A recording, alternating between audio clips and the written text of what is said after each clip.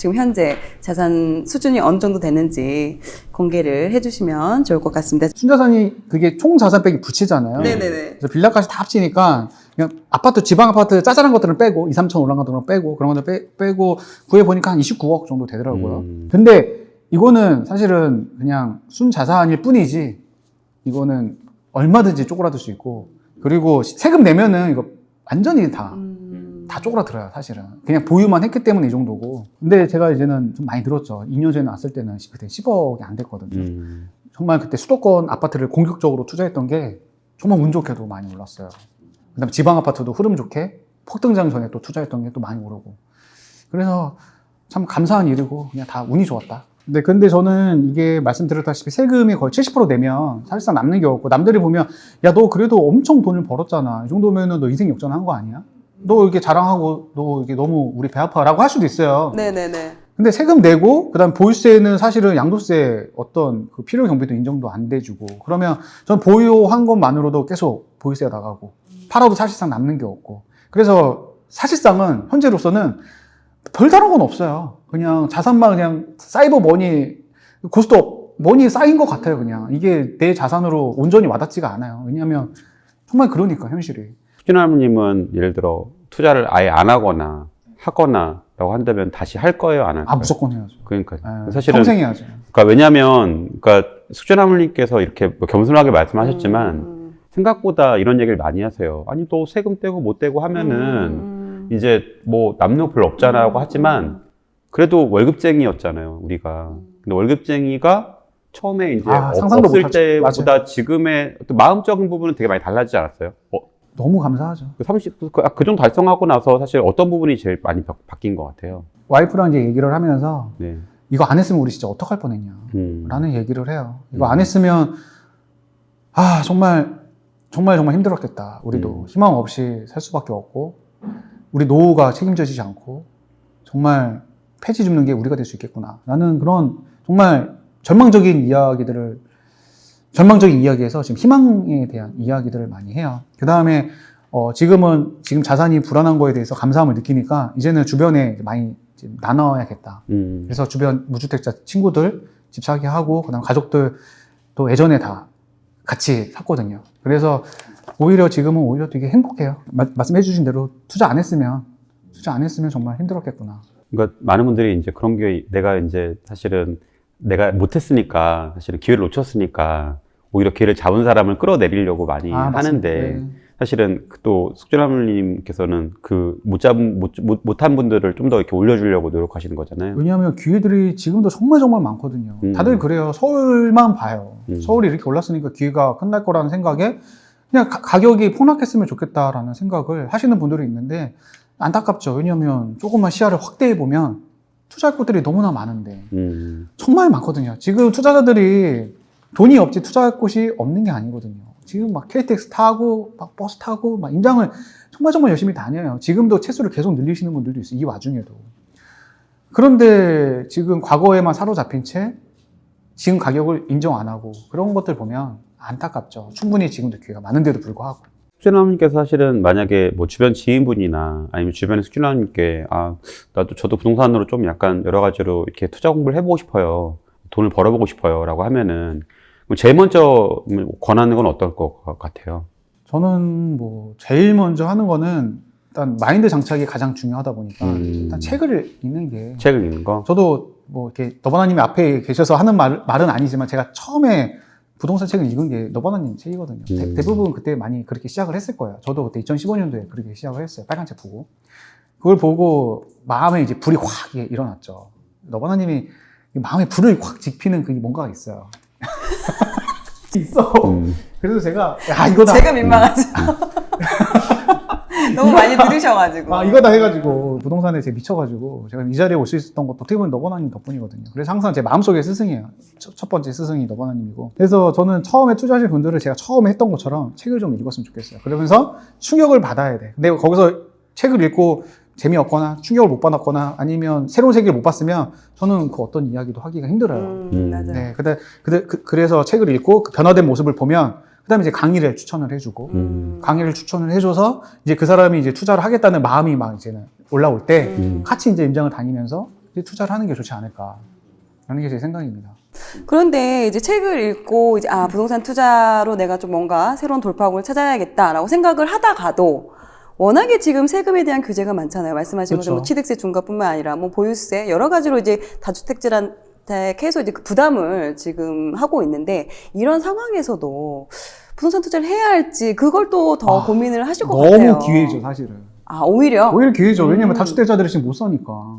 처음 시작하시는 분들은 지금 노다지죠. 왜냐면 그분들은 취득세가 중과가 아니잖아요. 1%잖아요. 그렇죠. 또 중도금대출도 다 나와. 얼마나 좋습니까? 그분들은 지금 어디든 다 살 수 있어요. 처음 시작하는 거는. 그 다음에 이제 추가로 사는 것들은, 그 다음에 뭐 분양권이라든지, 아니 입주권을 사도 되고, 아니면 뭐 공시가 1억 관심을 가져도 되고. 지금 다주택자들이 못 사가지고 오히려 급매로 종부세 때문에 파는 것들을 그게 오히려 기회가 되는 거죠. 지금 시작하시는 분들은. 약간 좀 발상의 전환을 해서 상황을 대처를 했으면 좋겠어요, 개인적으로. 그러니까 내가 다주택자가 됐을 때에 내는 종부세나 양도세 걱정보다는 네. 일단 내가 지금 현재가 그런 부담이 실제로 내는 게 없으니까. 없잖아요. 없으니까 이제 네. 더 본격적으로 생각하는 게 기회일 수도 있는 거군요. 그럼요. 오히려. 그 부부 공제 서로 부부 6억 활용하면 공시가 12억까지는 종부세가 안 나오니까. 그러면 벌써부터 내가 종부세를 내야 되는 걱정을 할 필요가 없는 거죠. 그것까지 채우기도 힘들어요. 12억까지도 공시까지 12억 채우려면은 한 뭐 20억 가까이 사야 되는데 벌써부터 그 걱정을 하는 게 올바른 방향성인가 스스로 좀 의문을 가졌으면 좋겠습니다. 요새 사실 사회적 분위기에 또 이런 것들 많이 있는 것 같아요. 젊은 분들이 꿈꾸는 게 파이어족이라고 조기 은퇴를 꿈꾸는 분들이 맞아요. 좀 있는 것 같아요. 네. 숙련아물님 사실 작년에 이제 그만두셨잖아요. 네. 그리고 지금 뭐 일상을 보내고 있는데 그만두고 나서 혹시 좋은 점 있을까요? 가장 좋은 점. 네. 안 좋은 점은 이제 고정소득이 없어가지고 그 부분에서 좀 불안하고 그 불안한 거 외에는 다 좋습니다. 일단은 내가 시간을 마음대로 활용할 수 있는 거, 잠도 마음대로 잘 수 있고 깨어있는 시간도 내가 마음대로 깨어있을 수 있고 그 다음 산책도 마음대로 갈 수 있고 임장도 평일에 언제든지 사람들 붐비지 않을 시간에 임장할 수도 있고 그 다음에 회사 안 다니시는 분들을 평일에 만나면 또 그렇게 좋을 수가 없어요. 이렇게 뭔가 자유를 뭔가 내가 만끽하는 것 같아. 또 그런 것들. 그럼에도 저는 고정소득이 없다 보니까 그 부분은 조금 불안합니다. 그래서 저는 이렇게 회사를 막 그만두고 싶으신 분들이 있을 거예요. 그렇죠. 있는데 많죠. 절대 그만두면 안 돼요. 왜냐하면 내 자산이 근로소득을 뛰어넘지 않으면 절대 그만두면 안 되고 제가 그만둘 수 있었던 거는 전세 가격이 막 올라가다 보니까 그리고 그것들을 최소한 계산을 해보니까 한 2년은 내가 최소한 버틸 수 있겠다. 2년 동안 승부를 보자 라는 생각에 그만뒀는데 그런 계산 없이 무조건 그만두면 이게 투자를 너무 급하게 할 수가 있어요. 성과를 빨리 내려고. 그러면 당연히 투자라는 게 부동산이라는 게 길게 보고 하는 건데 단기간에 보고 하면 성공할 확률도 낮겠죠, 당연히. 그 다음에 내가 그만두는 순간에 대출도 상환이 들어와요. 그렇죠. 마이너스 통장에 연장이 안 되더라고요. 연장이 안 되고 그 다음에 그 신용대출도 다 상환 들어오고 그 다음에 담보대출도 연장이 안 되고 그러면 유동성 위기에 빠지거든요. 그렇죠. 그래서 오히려 내가 회사를 다니는 게 투자를 더 잘할 수 있는 환경이 된다. 그래서 회사를 더 감사하게 다녀야 된다는 게 제 생각이에요. 그래서 저는 일단 회사를 그만뒀는데 일단 이런 자유가 너무 좋고 그래서 이런 자유를 느끼려면 일단 회사에 충성을 하고 투자 소득이 회사 소득, 근로소득보다 충분히 앞지르고 내가 회사를 그만둬도 되겠다라는 그 확신이 들 때가 와요. 언젠가는 그 누구도 그때 이제 그만두셨으면 좋겠고 그러면은 저처럼 지금 누리는 자유, 행복감을 누리지 않을까라는 게 제 생각입니다. 그러면 아까 사실 질문 중에 이런 얘기를 하셨어요. 답변 중에 그러니까 2년 정도 생활비를 미리 마련해놨다. 네. 그러면은 그 2년의 생활비가 만약에 전세금이 다행히 운이 뭐 이렇게 운이 좋았죠. 운이 좋아서 네. 올라왔지만 네. 그게 또 떨어지는 구간도 있을 수도 있잖아요. 예, 그러면은 만약 그 2년 동안 그 금액이 떨어지면 어떻게 하실 거예요? 그 떨어질 때를 대비해서 마이너스 통장을 우리가 다 열어놓고 안 쓰는 거잖아요. 왜냐하면 역전세를 그걸 대비를 해야 되니까. 네, 맞아요. 근데 저는 그게 대비가 안 돼 있는 거죠. 그래서 저는 일단은 2년 동안은 떨어질 일이 없잖아요. 이미 세팅이 다 그쵸. 끝났으니까. 그래서 2년 동안 일단 승부를 보자.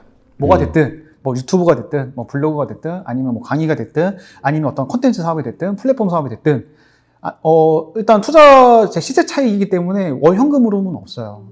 월 현금을 얻기 때문에 아니면 대부분 사람들은 뭐 상가 투자한다거나 지산을 해서 월 현금으로 만드는데 저는 그렇게 하고 싶진 않고 제 철학이 그렇게 하고 싶진 않고 시세 차익으로 일단 부자가 된 상태에서 나중에 이제는 월 현금으로 만드는 게 제 철학인데 그러면은 내가 월세로 월 현금으로 못 만드니까 그 부가적인 것들을 통해서 만들어야 돼요. 아까 말씀드렸던 플랫폼, 뭐 강의 아니면 뭐 컨텐츠 사업이라든지 그런 것들을 통해서 수익을 올리는 게 좋지 않을까. 그래서 제가 그래서 책도 낸 거고, 그 다음에 제가 빌라 PDF 파일을 또 제작을 해서 또 판매를 했거든요. 세금 신고 다 하면서. 그것도 수익이 꽤 나쁘지 않고, 그런 것들을 보면, 승산이 있겠다. 해보는 것도. 더보나님께서 아까 쉬는 시간에 말씀을 해주셨어요. 차별성을 두고, 어떤 한 분야의 1인자가 되는 그런 각오로 열심히 임하면 성공할 수 있다라고 말씀해 주셨는데, 그 각오로 임해서 2년 동안 승부를 보면 성과가 나오지 않을까 하는 게 어떻게 보면 낙관적인 생각일 수도 있겠지만 네, 그렇게 바라보고 있습니다. 어떻게 보면 지금 숙주나무님을 보고 아 나도 이놈의 회사 때려치고 절대 그러면 안 돼요. 전업투자자로 내가 빨리 가야겠다라고 그러니까 생각하시는 7년을 분들이 버텼습니다, 많았을 텐데 네. 숙주나무님은 오히려 직장생활을 더 열심히 해라. 이게 오히려 직장생활 하면서 투자 병행하는 것도 제가 만약에 장점이 직장 있다. 생활을 안 했으면 지금의 순자산이 없어요. 절대 있을 수가 없어요. 왜냐하면 다 레버리지 땡겨서 투자를 한 건데 영끌해가지고 만약에 직장 생활 안 했으면 영끌을 어떻게 해요? 절대 못하죠. 그러면 지금 현재 직장생활 그럼 계속 해야 되는 거잖아요. 어쨌든 네. 투자를 하더라도. 그러면 혹시 그 숙주나물님이 직장생활 하실 때, 아, 이렇게 하니까 좀 더 내가 수월했다. 직장생활 함에 있어서. 그런 부분을 좀 노하우도 알려주세요. 어차피 이제 회사는 다녀야 되니까. 절대 내가 투자하는 걸 회사에게 발설을 하면 안 돼요. 절대 한마디도 해서는 안 돼. 그러면 주변 사람들은 부동산에 관심이 많을 거예요. 왜냐면 나이들 40대면 부동산 관심 많을 거 아니에요. 30, 40대도. 그때도 모르는 척 해야 돼요. 저는 회사 다닐 때 제가 그 누구도 제가 부동산 투자하는 거를 몰랐어요. 딱 2명 빼고는. 그 부분은 비밀을 지켜줬어요. 왜냐하면 같은 배를 타신 분들이기 때문에 그분은 비밀을 지켜줬고 나머지 분들은 지워졌구나. 네. 같이 광명을 사러 갔습니다. 인장을 가가지고. 네. 그래서 그분들도 이제 많이 올랐고. 아무튼 그래서 그분들 외에는 전혀 얘기를 안 했어요. 그래서 저는 오히려 부동산 관심 있을 때 저는 오히려 부동산 관심 없는 척을 했죠. 얼간히 흉내를 내고 네, 젖은 날려 정신으로 회사를 다녔습니다. 왜냐면 내가 발설하는 순간에 이 친구는 회사 업무보다는 다른 쪽에 관심이 많구나 라고 하면서 사람이 평가하는 거기 때문에 인사평가도 안 좋아질 수밖에 없어요. 왜냐면 그 사람이 회사에 충성하는 것들을 좋아하지 다른 거 충성하는 거 좋아하겠습니까? 내가 인사권자라도 안 좋아할 거야. 당연한 거야. 그러면은 내가 다른 쪽의 업무적인 거에 신경 쓰는 거를 좋아하겠어 안 좋아하겠어? 안 좋아해. 그러면 절대 발설하면 안 되고. 그래서 저는 어떤 일화가 있었냐면 팀장님이랑 저랑 되게 친했어요. 되게 친했어. 그분이랑 같이 둘이서 야근을 하는데 제가 그때 삼본에 살았는데 1년마다 이사를 다니잖아요. 근데 부천에 1년 정도 살았던 적이 있어요. 근데 팀장님이 이제 부천에 사는 거야. 네. 야, 나 차 갖고 왔으니 같이 가자. 라고 하는 거죠. 야, 같이 다 가자. 난 택시 타고 삼본에 가야 되는데. 갑자기 그 질문이 들어오니까 같이 가자는 제안이 들어오니까 저도 어버버하면서 네 하면서 저도 따라갔어요. 부천까지? 집에서 부천까지. 그때 밤 12시였는데. 막차. 네, 뭐 어쩔 수 없죠. 저는 뭐 1년마다 이사를 다니는 걸 얘기를 안 했으니까. 1년마다 이사를 다니는 걸 얘기하면 정상적인 건 아니잖아요. 정상적인 건 아니잖아요. 아, 그럼 1년 만에 한 번씩 이사를 다니는 것도 회사에서 몰랐던 거예요? 전혀 몰랐어요. 아무도 그럼 몰랐어요. 주말에 이렇게 전 다니셨다는 주말에만 거예요? 이사를 다녔어요. 남들은 다 평일 2, 3일 정도 연차를 일부러 내가면서 쉬려고. 했는데 네, 그렇죠. 근데 저는 주말에만 오로지. 주말에 이사 다니기 힘들어요. 왜냐면 예약이 다 꽉 차니까. 맞아. 그래서 주말에 이사를 다니면서 팀장님이 이제는 딱 부천에 가자고 하는데 하면서 가고 저는 이제 택시 타고 다시 3번으로 가고 그런 식으로 회사 생활을 한 거예요. 안 들키려고. 조금이라도 뭐 여지를 남기지 않으려고. 그렇게 해서 지금 사람들이 되게 놀랬죠. 회사 사람들이. 왜냐하면 제가 책을 낸 거를 다 이제 알게 됐더라고요. 이제 또 얼굴 공개가 하시니까. 그쵸. 얼굴 공개도 되고. 유튜브에서 하시니까. 뭐 상관없지. 회사 그만뒀으니까. 상관은 없는데. 그래서 근데 이제는 제가, 제 개인적 유튜브 채널에서 말씀드렸지만 좀 죄송하죠. 왜냐면 본의 아니게 뭔가 속였던 거니까. 관심 있는데도 너무나 누구보다 열심히 부동산 투자를 하는데도 관심 없는 척을 했던 거니까 그 부분은 되게 미안한데 저는 이런 말씀 드리고 싶어요. 본인이 회사 생활을 잘하고 싶고 부동산 투자도 성과를 내고 싶으면 입이 근질근질 하더라도 남들 주변 사람들도 같이 잘 되고 싶은 마음도 알겠어. 하지만 절대 발설을 하면 안 됩니다. 내가 말하는 순간에 옆 친구한테 얘기하고 다 소문이 나게 돼 있어. 결국엔 다 소문이 나. 그러면은 갑자기 팀장이 날 불러. 그리고 또 회의실로 불러가지고 굉장히 큰 개인 곤혹에 치러질 면담이 수 있기 시작되고. 때문에 네, 개인 면담 시작되고 있기 때문에 절대 발설을 안 하시면서 저점단계 정신으로 회사에 충성하면서 다니셨으면 좋겠습니다. 내가 부동산에 관심 있다는 걸 절대로 알리지 마라. 네, 맞습니다. 그 사실 직장 다니면서 이제 투자하는 거가 되게 쉽지는 않잖아요. 쉽진 않죠. 혹시 숙주나무님 하면서 제일 힘들었던 순간이 있어요? 제가 이제 처음 2015년도 투자하면서 지방 아파트를 투자를 했거든요. 근데 투자를 하면서 그때 하락장을 겪었어요. 근데 그때 회사도 다녔고. 근데 제가 회사에서도 성과를 내야 되고, 야근도 해야 되고. 그런데 이제 하락장을 맞고, 구축 아파트다 보니까 겨울에 보일러가 그때 2017년인가 2018년도에 되게 추웠어요. 보일러가 다 터지는 거야. 5채인가 6채가 한 번에 터졌어요. 하락장인데도 와중에 보일러를 다 교체를 해달라는 전화를 업무 중에, 업무 중에도 받고. 그게 8천만 원짜리가 거의 4천만 원까지 떨어졌거든요. 그게 한두 채가 아니에요. 거의 이제 망하는 지경이었죠. 근데 보일러도 터지고 수리 전화도 계속 오고, 그 다음에 업무는 지금 끝나지 않고 막 야근은 해야 되고, 그런 게 너무 힘들었죠. 겪어보지 못하면 이거 고충은 몰라. 웃으면서 얘기하는 거지. 그때는 진짜, 야, 내가 이거 투자를 참 그냥 열심히 살아서 지금보다 좀 나은 삶을 기대해서 투자를 시작을 했는데 정반대의 결과가 나오고 오히려 회사 생활도 차질이 생겨버리고 회사 생활 집중을 못하는 거예요. 그 외적인 것들에 너무 신경 그렇죠. 너무 쓰이다 보니까 그래서 당연히 인사 고과도 안 좋아질 수밖에 없고 너무 이렇게 보이는 거죠. 당연히 막 피부에는 막 트러블이 막 생기고 그때 제가 피부가 막 2배로 불더라고. 스트레스를 너무 막 받아가지고 퉁퉁 부어가지고 그때 병원 치료도 같이 받았던 상태였어요. 그때가 가장 힘들었던 것 같아요. 하락장 맞으면서 수리도 해주고 그때가 가장 힘들지 않았을까. 그럼 사실 그런 상황에서 좀 이렇게 포기할 마음도 들잖아요. 아, 포기하고 싶었죠. 그리고 뭐 그런 부분들을 어떻게 좀 어떻게 극복해서 지금 이 모습이 되신 건데 뭐 그렇게 된 계기는 뭐 어떤 생각으로 사실 그런 위기를 견디셨어요? 한 번은 지금 와이프랑 얘기를 하다가 너무 힘들잖아요. 와이프는 돈을 벌면 그 돈들이 다 수리비로 들어가는 거예요. 돈을 벌어서 다 차곡차곡 쌓이는 재미가 있는데. 월급이? 네, 월급이. 근데 와이프도 회사에서 되게 시달리면서 야근을 맨날 같이 했거든요. 그런데 그 돈들이 다 사라지니까 일하는 보람도 사라지고. 그치. 저도 와이프의 그런 힘든 소리를 들으니까 저도 마음이 여유가 없잖아요. 그리고 둘이가 이제 싸우는 일들이 생기는 거예요, 자연스럽게. 맞아. 그래서 투자를 하면 행복해질 줄 알았는데 부부 사이도 오히려 안 좋아지고 불행해진 거야. 그래서 이거를 하지 말까? 이거를 정말 다 때려치우고 싶은 심정이었어요. 근데 이거 어떻게 극복했냐면 일단 너무 벌린 것들도 많았고 여기서 내가 포기하는 순간에 일단 손실이 확정인 거야. 포기하는 순간에. 매도하면? 네, 매도하면 손실이 확정인 거야. 그러면 이게 마이너스 한 2억 정도 됐거든요. 비트코인까지 제가 막 투자를 해가지고 만회하고자. 비트코인 됐어요? 비트코인도 제가 마이너스 통장 막 연끌해가지고 다 거의 연봉을 거의 다 넣었어요. 근데 그게 다 날라갔죠, 순간에. 저는 그게 가자하면서 저도 2배 올라가니까 계속 올라갈 줄 알았는데 순간에 다 사라지더라고요. 그래서 이게 정말 절망적인 순간이었죠. 어떻게 극복을 했냐면 정말 이렇게 투자를 했는데 시작을 했는데 누군가는 다 수익을 내고 있고 나는 이렇게 절망에 빠졌는데 이게 너무 부끄럽고 창피하고 그러는 거예요. 그래서 처음부터 다시 시작을 하자. 우리가 실패했던 거를 다시 한번 복기를 해보고 뭘 잘못했는지 와이프랑 둘이서 진지하게 한번 얘기를 해보고 다시 처음부터 공부를 해보자. 그래서 그때부터 강의를 많이 들었어요. 네, 시중에 나온 강의를 이제 모두 다 듣고 책들도 많이 보면서 아, 이래서 우리가 잘못했구나. 입주 물량 우리가 너무 간과했구나. 그 다음에 가격에 대해서 우리가 보지도 않고 올라간 가격을 우리가 잡았구나. 몇 년 동안 올라갔는지 그런 확인도 안 했구나. 그래서 우리가 거기서부터 이제 변환점을 맞으면서 빌라 투자를 다시 시작을 했습니다. 그래서 그렇게 해서 극복을 했던 것 같아요. 지금 그러면은 사모님 그때 막 다투고 그런 순간이 있었잖아요. 지금은 어떻게 좋아하세요? 어떠세요? 아, 지금은 너무나 다행이다라고 얘기하죠. 어떠냐면은 한 번은 제가 서울 아파트를 2018년도에 투자를 했어요. 근데 계속 실패를 하다가 서울 아파트를 연끌해가지고 그때 막 돈을 다 빌리면서 했거든요. 얼마나 무서웠겠어. 그게 한두 푼도 아니고 그게 5억짜리 아파트니까. 그래서 여태까지 맨날 1억짜리 그런 것만 투자하다가 갑자기 비싼 걸 하려고 하니까 와이프도 너무 긴장 상태고 저도 막 긴장 상태인 거예요. 그래서 잘못되면 더 크게 망하니까. 완전 끝나는 거야.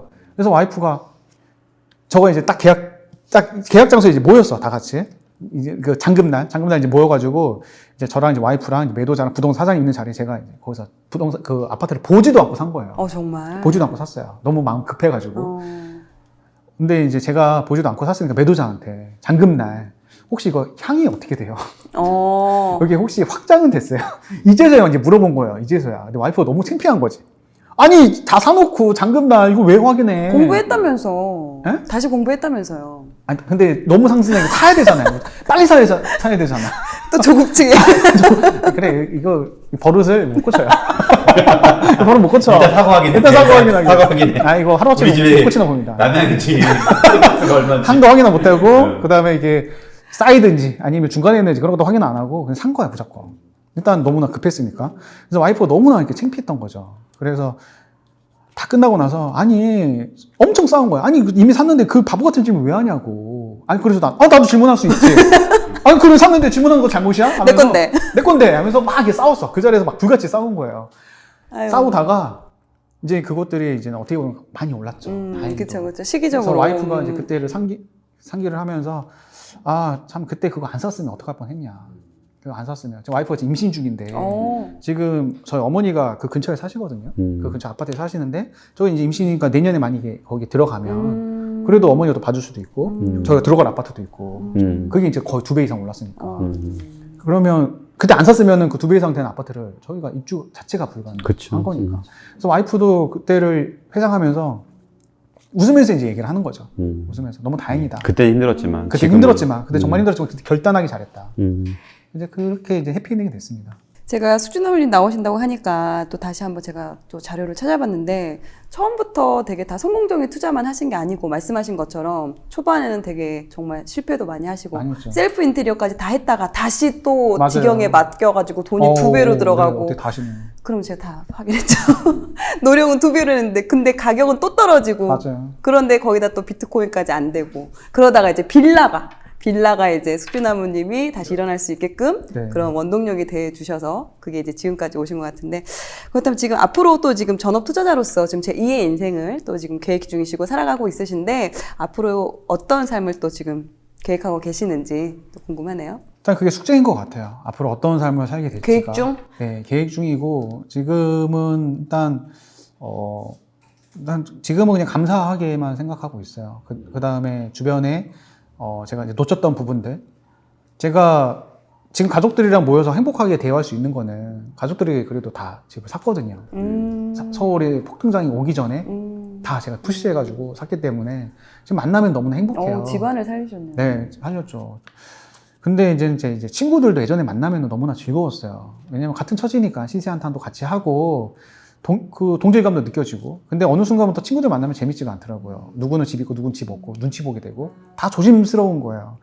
그래서 지금은 오히려 이제 무주택자고 그 다음에 그 친구들이 정말 집을 사고 싶어 하는 의지가 있으면 이제 적극적으로 저도 같이 임장가면서 도와줘요.